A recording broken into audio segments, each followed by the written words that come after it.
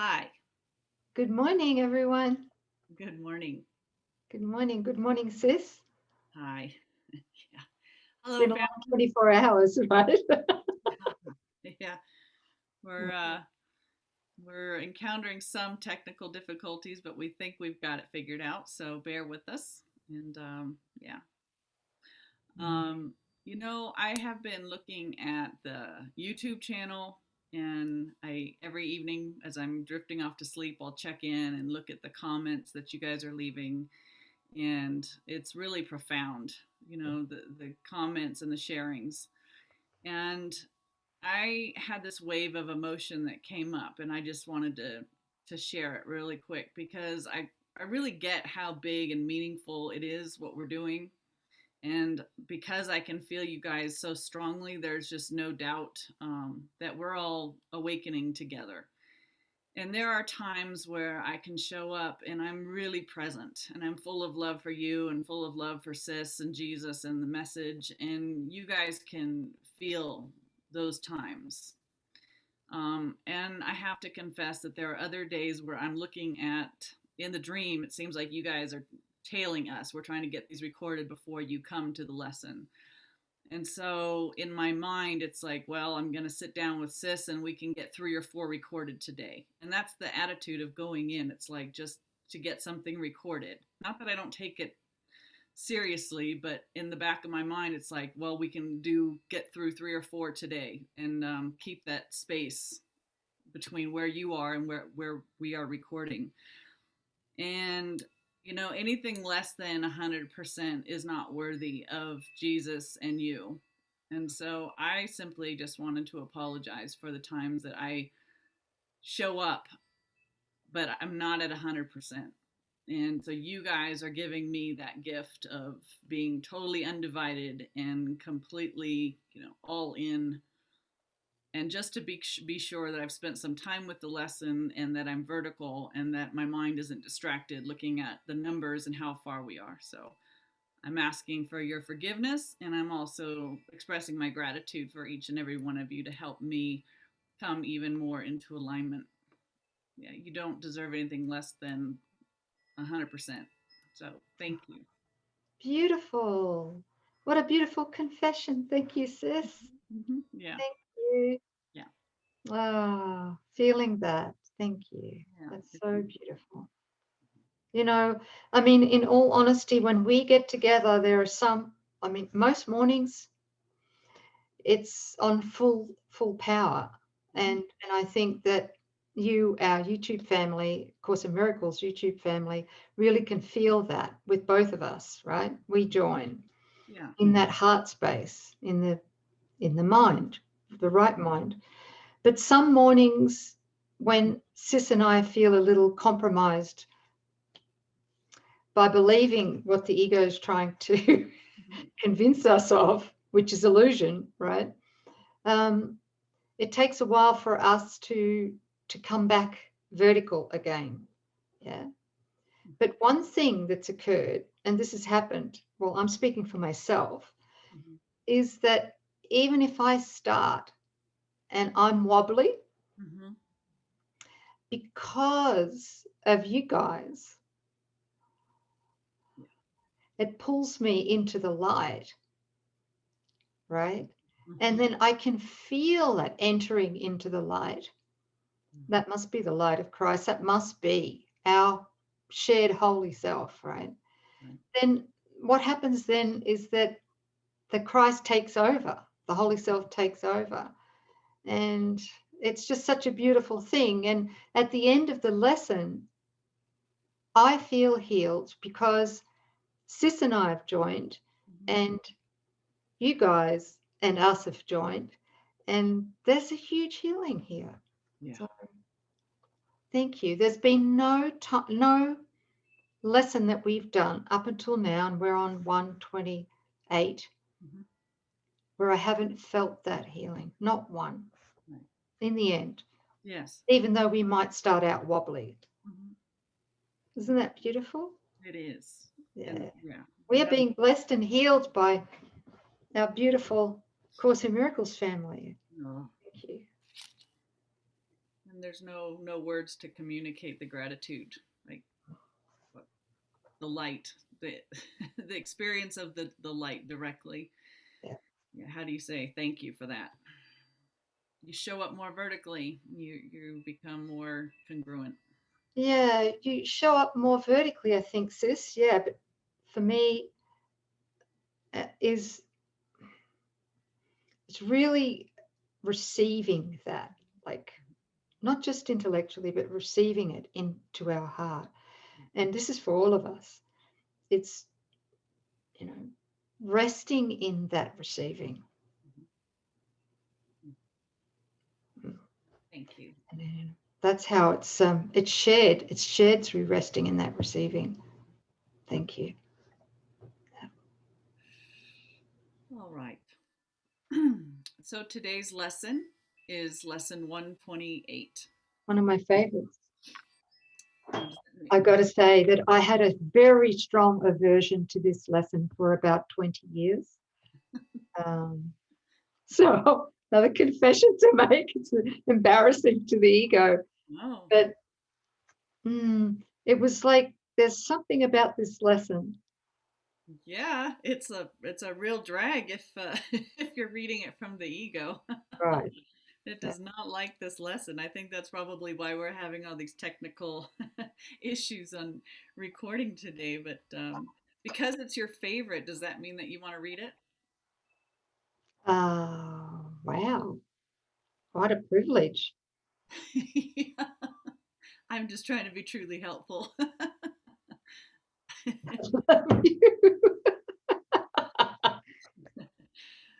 I know that you're not supposed to be special to me, but you are.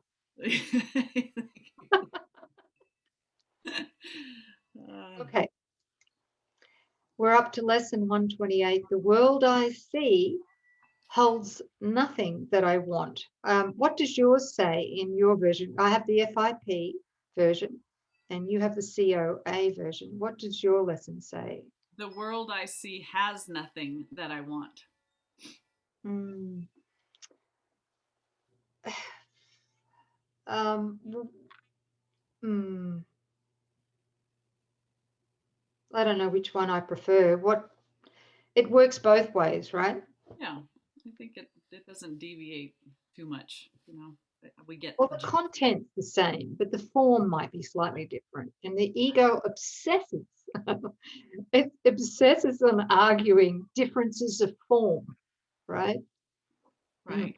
But if the content's the same, in other words, the meaning, the intent, then why argue about the form? That's a great question. Mm. That pretty Okay, much so applies to everything. what's that? I said that applies to everything. Yes. But go ahead. Okay. The world I see holds nothing that I want. The world you see holds nothing that you need to offer you. What? Wait a minute. The world you see holds nothing that you need to offer you, nothing that you can use in any way, nor anything at all that serves to give you joy.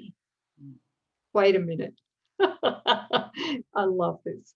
Nor anything at all that serves to give you joy. But what about Mother Nature? Right. All right. Okay. What about the pretty birds in my backyard and my wild pet mice in the backyard Right. and Yeah. my bobcats? Oh, sis, we've got to share the bobcats with.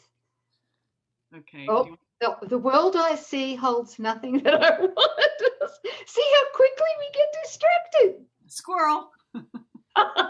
I have the pictures of your bobcats if you'd like to share them with the group. They might like that. But anyhow. Yeah, another day, right? Okay. But it's so easy to just Yeah.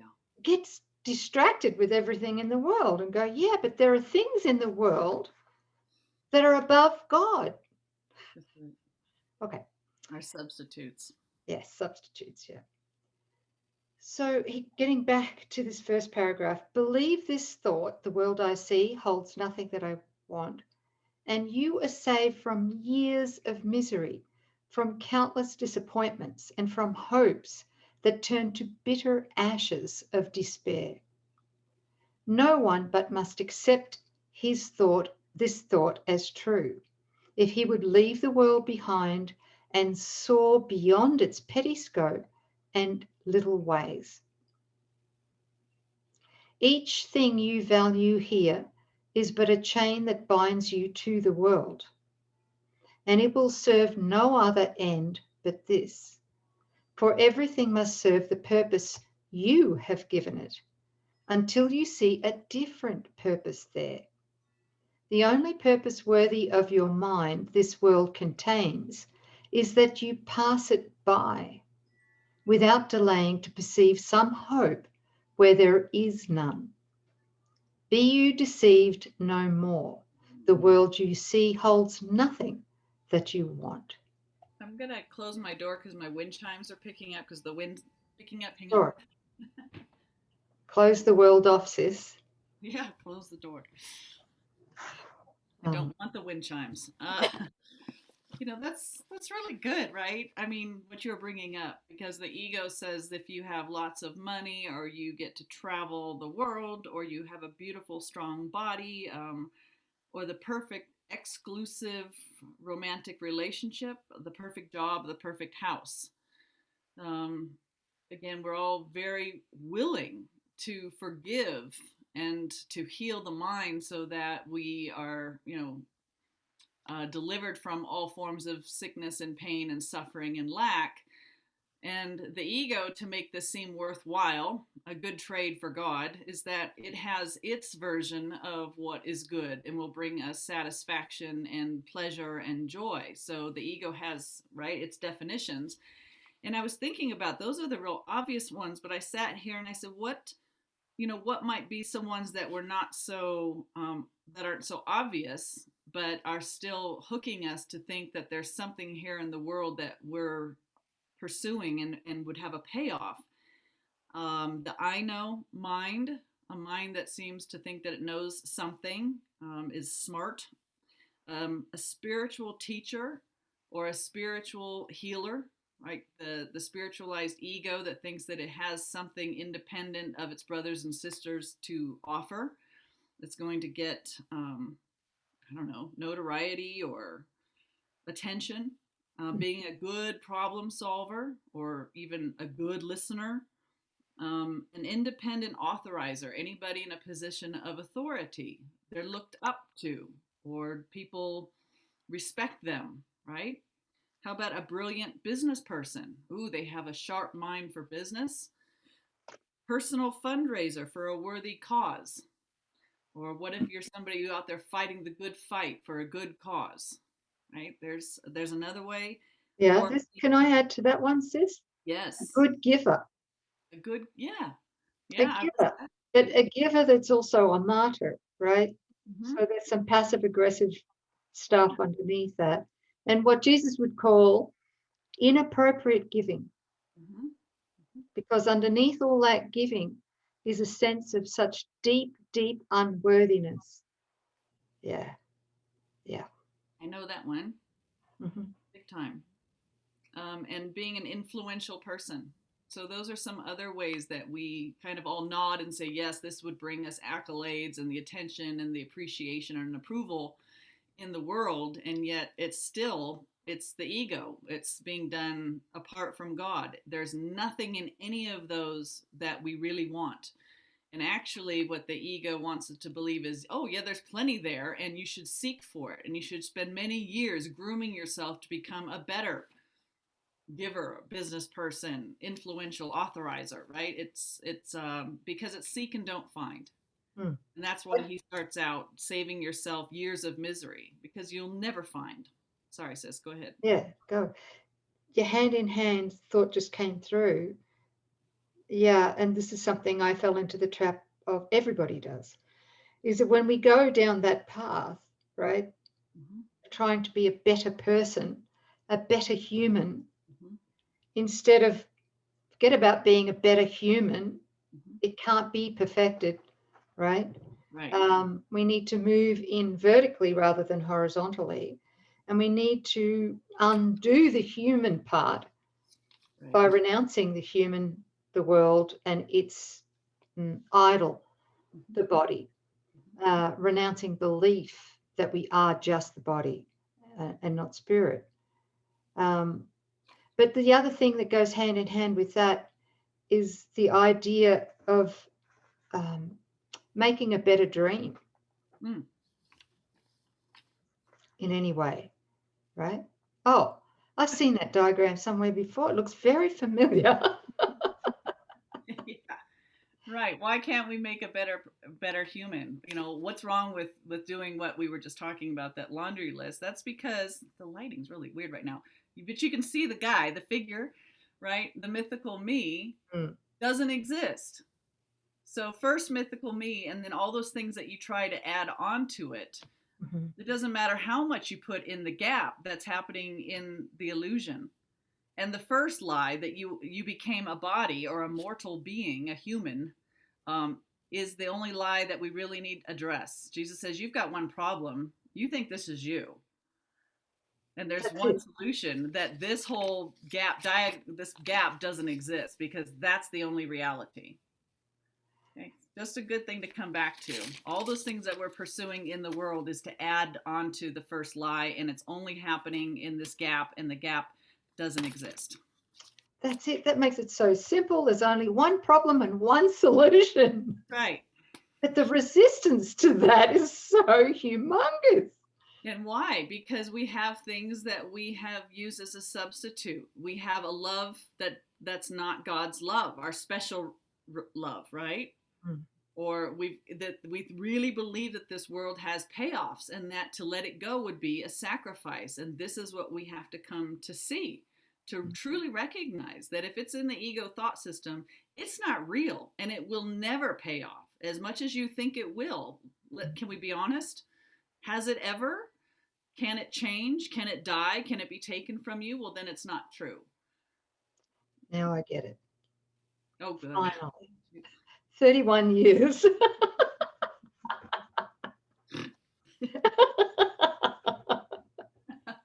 I'm becoming quite the snorter. Okay. Oh, yes, good.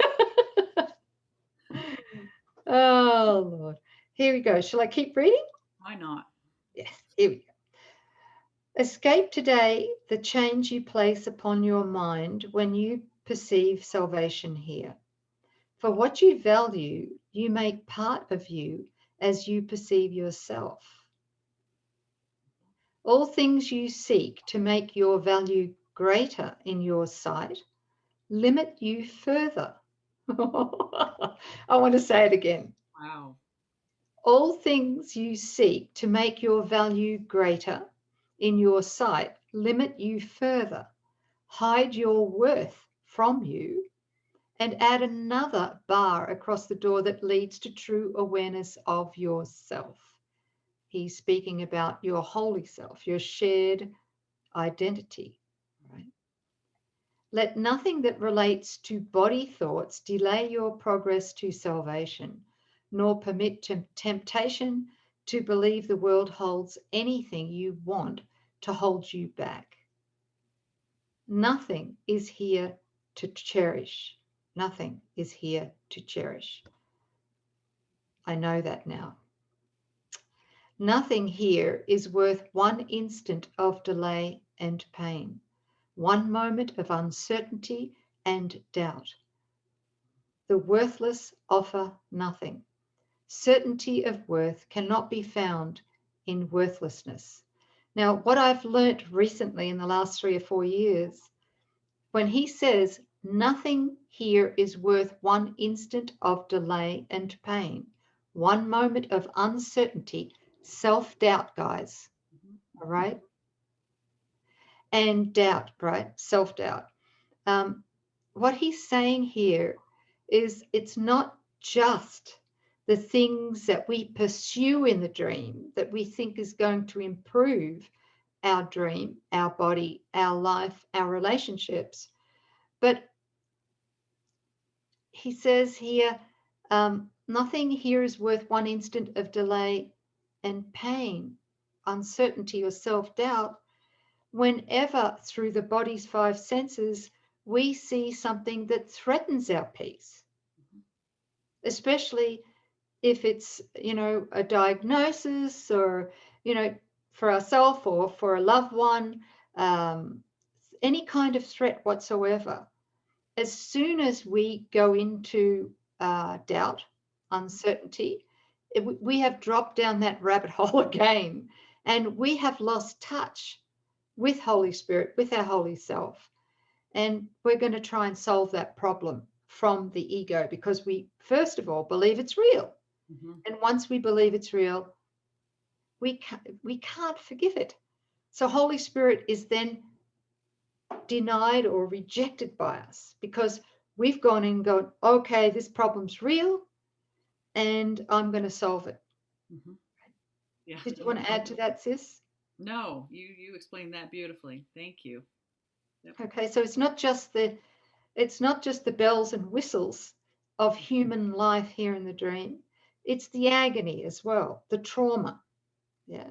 It's all got to be, eventually, it's all got to be seen the same as completely neutral. Mm-hmm. Because I'm getting there slowly. Yeah. Yeah. Thank you. Okay. I'll keep reading. Today we practice letting go all thought of values we have given to the world. And Jesus explained to me, recently too, that he's also speaking about the body here. It's not just the world. Let's include the body in these lessons. When he speaks of the world, he's also including the body. So today we practice letting go all thought of values we've given to the world and the body. We leave them free of purposes we gave its aspects and its phases and its dreams. We hold it purposeless within our minds. Wow, that's big. We hold it purposeless within our minds and loosen it from all we wish it were. Thus do we lift the chains that bar the door to freedom from the world and go beyond all little values and diminished goals. So that's really letting go of the past, letting go of any goals or things that we think that are in the future that are going to bring us something of value, right? Recognizing, okay, all of this has got zero value, neutral, it's all worthlessness, right? Mm-hmm. Just to and realizing all we're doing is taking the heavy chains off of our mind. I won't go too far because I know this is a little heavy, but the next lesson redeems us, so don't go hanging yourself. Um, He means that literally, guys. literally, but but really to recognize that the world has nothing that I want. There's a way that we can show up right here today while we practice this, and that's just letting go. There's a letting go of values. There's a letting go of the purposes that we've assigned to it. It's a recognition of I don't know anything, in the deepest humility. I don't even know what this is for, and I don't even know the thing that I am. So it's an emptying out, but there's a good thing that follows this. Thank you. And with that, what we're actually asking Holy Spirit to do is as we surrender, I guess, what all the meaning that we've given the body and the world and the past, right? As we surrender that and go, okay, I don't really know what their purpose is. Then we're offering to Holy Spirit, we're actually giving him permission to come in and divinely repurpose everything. Right. And he does. Yes. He doesn't leave anything out. If we're willing to give it to him, Yes. all right, give the meaning that it had for us, give that to him and leave an empty space. And he divinely repurposes everything in our life. And that's how, well, from my experience right now, that's how the process is initiated as far as being able to look past appearances here in the world. Look, in other words, to lift the ego's filter, yeah, and what happens then is that, of course, parts of the real world are brought into our vision. Maybe not our sight through the body's eyes yet, but through our inner vision, Holy Spirit's able to show us what's behind. In other words, every seeming adversity, regardless of what it is, yeah, we're actually, if we're present and we recognize, and we don't jump the gun, and we recognize, wait a minute, this looks like adversity, but I'm not buying it. I'm actually going to pause and give this to Holy Spirit. So Holy Spirit can correct my mind so that the ego sight, filter is somewhat removed. And then we're able to see the miracle behind it. We're open to the miracle behind it, because every attempt at the ego's proof of, devastation is a miracle. Every single one. But we've got to stay there and not flinch and go, okay, I'm seeing what the ego is showing me, but I know that's not real. I want to see the miracle behind this. Right. But we need to flex our spiritual muscle. It's a discipline. That's why we need to accept atonement. That's why we have forgiveness. Yeah. Thank you. You really nailed it on the head for me. Like, where my practice is now is just, I need to create some space. Create the space in our mind of, I'm not going to fill it with what I think this is, or what I think I know about it from the past, and to assert the mythical me into a problem solving role. I'm just going to I'm hands off. Okay, I'm being tempted. I can forgive this right now, and I will, because what I want is the correction of my mind. And so what I'm being tempted with is a projection from my mind. So my mind's the only place that correction can occur. So to begin this process, we've got to not value what it is that we're seeing.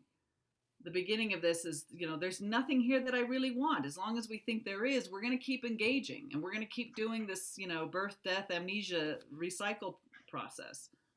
So are you willing to just accept, let's look at this together. How has it ever paid off? Is there anything that's ever kept its promise and left you completely at peace and in joy? So thank you, sis. What you said there is, we really got to give up what we know. We've got to check in to see if we value it. Yeah. Yeah. All right. So what the ego does then is it hijacks it immediately. This is from my experience. I know I've said this before, but I can't say it often enough.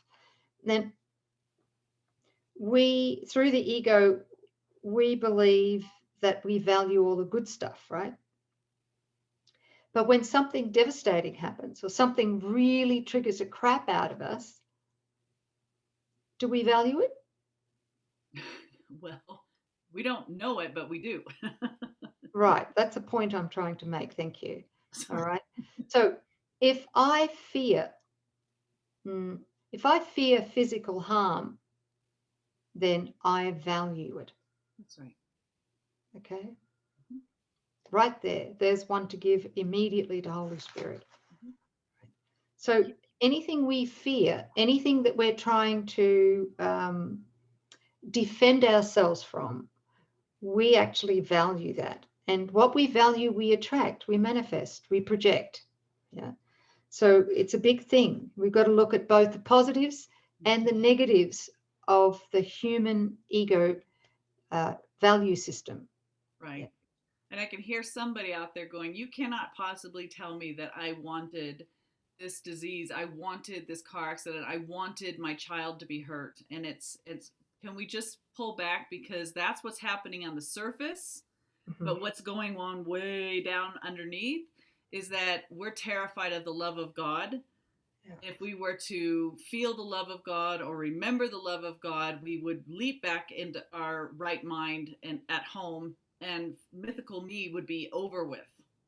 And so the accident, the disease diagnosis, or the concern of a child is the perfect running interference to keep that mind so contracted and protected from the memory of God, because it's so not at peace.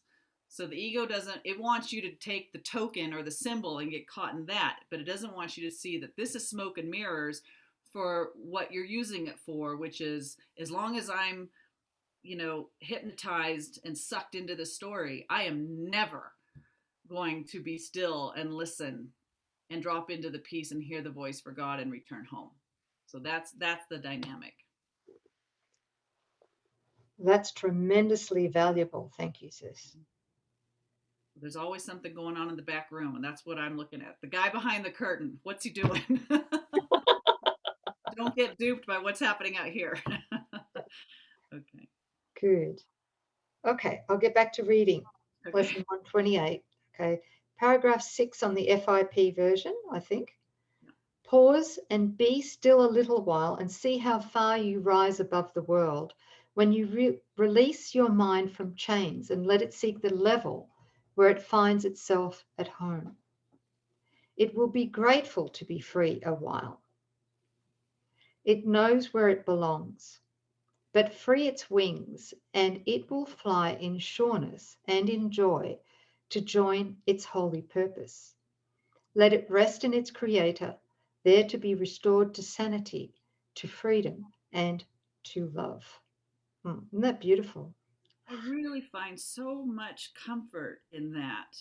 It's like letting go. I think of holding a ball underwater, the resistance where it just wants to come up into the atmosphere where it's at normal, and how distorted we are and how stressful it is to literally be the light, but to try and understand yourself as something so limited and in the dark. I mean, you can just feel the strain of trying to pull off what can't be done. But that when we free our mind, that we're not responsible. It knows, like a homing pigeon, it just will return to where it always is. It finds its level. It comes back to its natural state automatically, absent the stress that we put on it. I love that. Free its wings, and it will fly in sureness and in joy to join its holy purpose. That's beautiful. Thank you. Paragraph 7. Give it 10 minutes rest 3 times today. And when your eyes are opened afterwards, you will not value anything you see as much as when you looked at it before. Your whole perspective on the world will shift by just a little every time you let your mind escape its chains. The world is not where it belongs. And you belong where it would be and where it goes to rest when you release it from the world. Your guide is sure. Open your mind to him. Be still and rest. Be still and rest. Oh. And what he means by that, in my experience, is be still and rest. The fastest way for me to be still and rest is to rest in the knowing of my incorruptible innocence. That gives me total rest, because if I stay there long enough and really breathe into my incorruptible innocence, the next thing that comes into my awareness, and this is not just intellectually, is the knowing that I am the will of God. And in that moment, I realize there is no other will. That's where that infinite safety, that infinite security is felt and known. Be still and rest. Yeah. He wants us to know this. And the ego, of course, wants to keep us so busy, so occupied with thinking, doing, all to distract us away from this very simple, holy instant, the only eternal, or the only aspect of time which is eternal, the only aspect of time which is eternal, and that is the holy instant. And that moment when we are aware of that, we've overcome time, we've collapsed time, not just for ourselves, but for everybody. Wow, it's hugely powerful.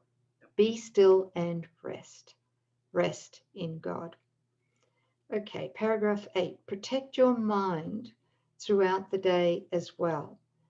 And when you think you see some value in an aspect or an image of the world, refuse to lay this chain upon your mind, but tell yourself with quiet certainty, this will not tempt me to delay myself.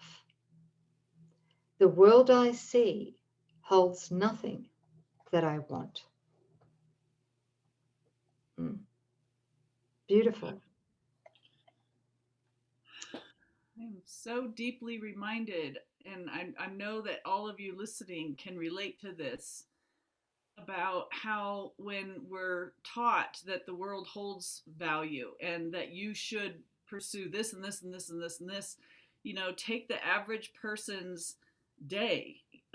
It was, wake up and what am I going to wear and get off to the gym so the body's healthy, and then get back and get, ready for work. And do you have kids, and are they okay? And is your spouse okay? And you go to work and you work all day and you come home, and then there's housework to do and there's pets to be fed, and maybe go out for dinner, or maybe make a dinner, and then dishes, and then does somebody need help with homework? I mean, and have you given your spouse your private time? It's like, holy smokes.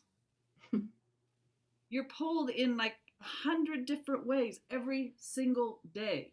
And you really think at your at the best. I mean, you really feel like this is legitimate and you're doing the very best you can. And by the world standards, they go, wow, you're such a good mom. You're such a good worker. You're such a good person. Look at all that you do. And it's like, oh, yeah. But, you read this now and you come back and you go, none of that paid off. It never does. It never does. And we don't know that until, in the dream, usually, I know there's many, many exceptions, but what, 40s, 50s, where you go, oh my God, I've been duped. I've been running like a mad woman on this treadmill, doing everything the world said, and not one of them paid off. And I mean, not one.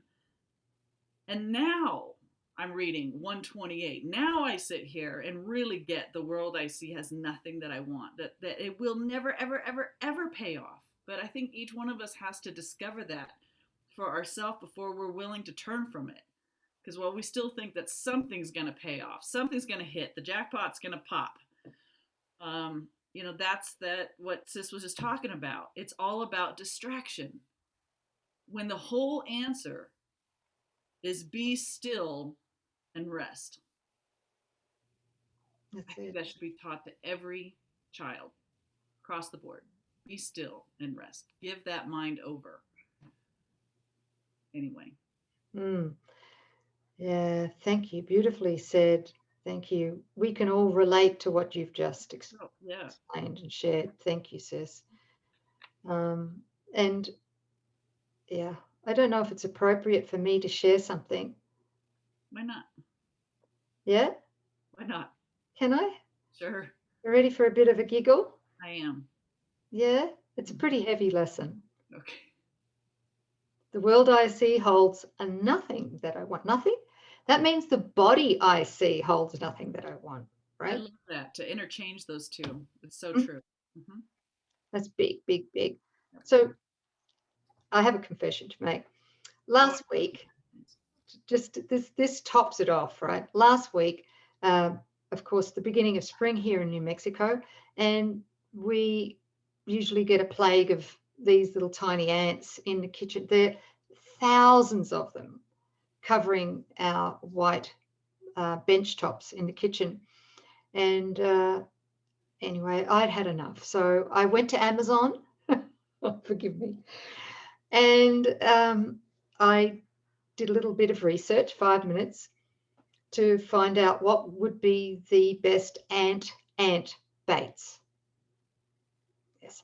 So I came across this review and I'd like to share it with you, because not for the purpose that I thought, as usual, but because I find this is a very humorous summary or a sampling of the human condition. Okay. Okay?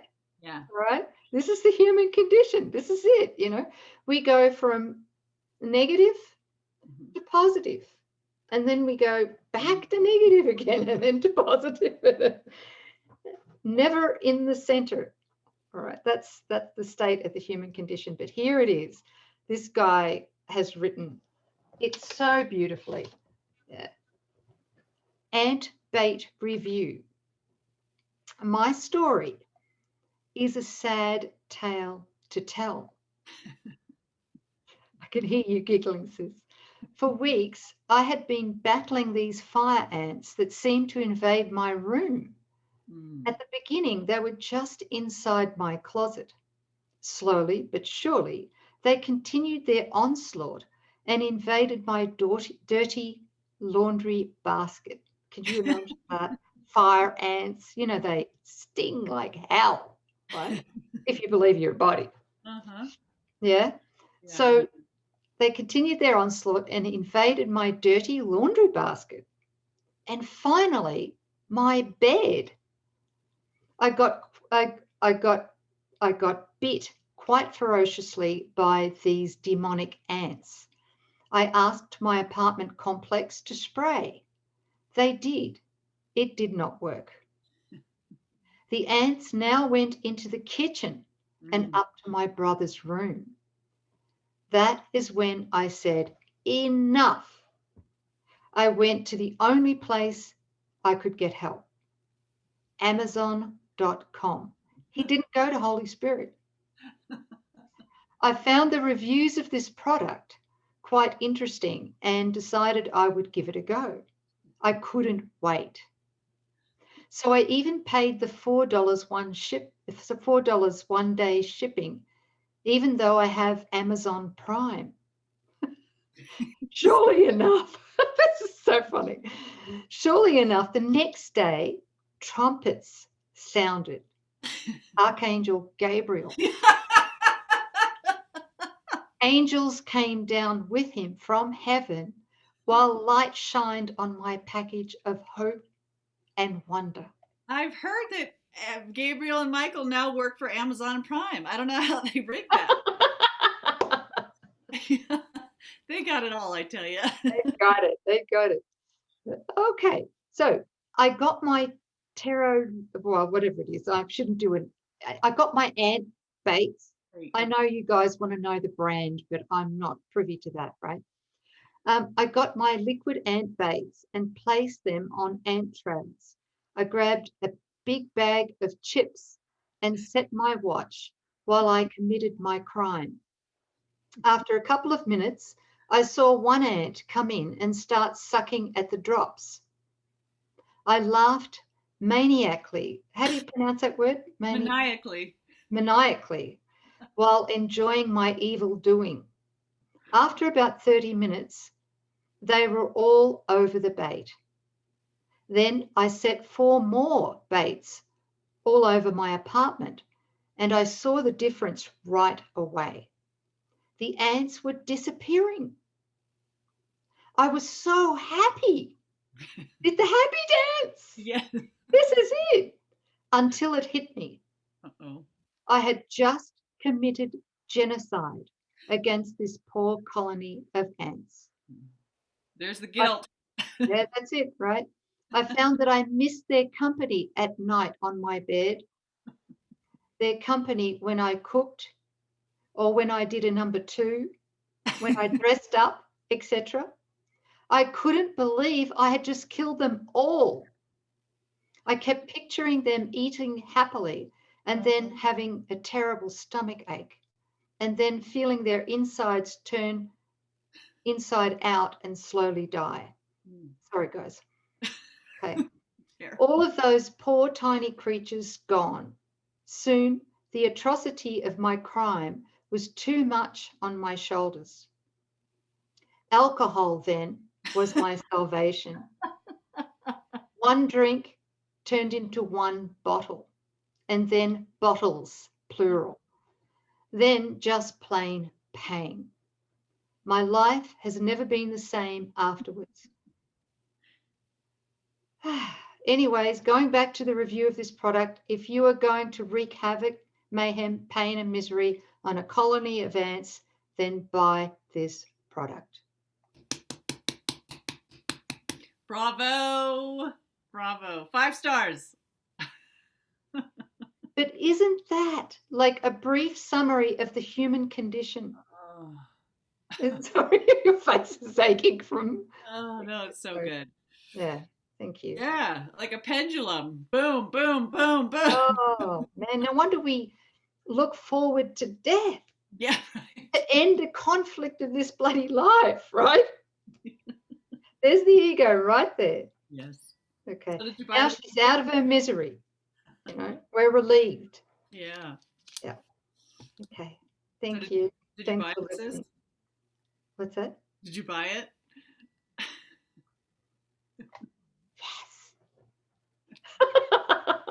Yes. Anya, love. All right. Okay. Thank you, everyone. Thanks for your patience. Thanks you. for joining us. And don't despair. We have a happier message and mañana. That's tomorrow. So we'll see you then. See you in the morning. Bye.